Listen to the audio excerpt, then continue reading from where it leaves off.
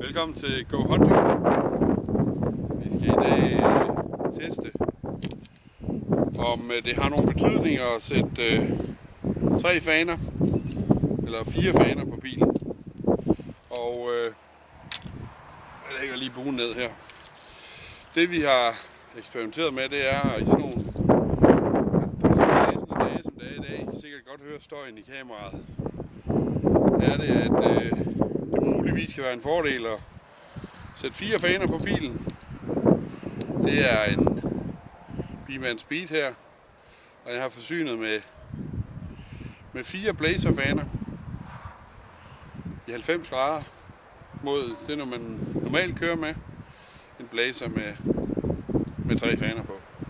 Begge pile er forsynet med fanerne monteret helical, det vil sige meget, meget kraftig snoning på.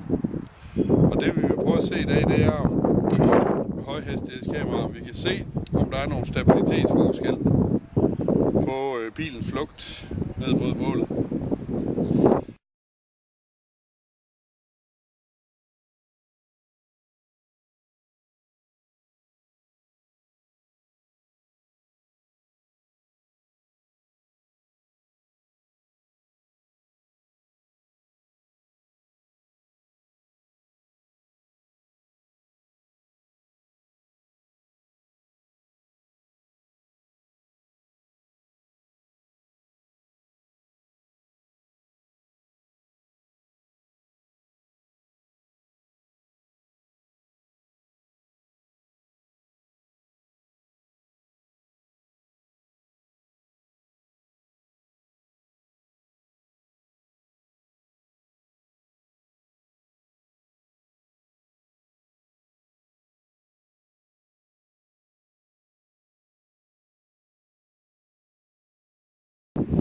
Det vi kunne se på pileflugten var, at de pile med 4 faner, de er knap så følsomme for vind og drift, og de slår dem lidt mindre, flyver lidt mindre uroligt i luften. Så har du et jagtterræn, eller skyder meget i åbent terræn, eller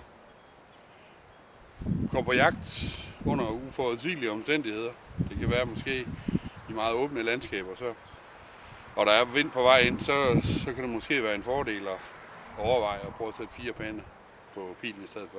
Det giver i øvrigt også en bedre stabilisering af fastbladede jagtspidser. Så det var ugens tip herfra. Tak for I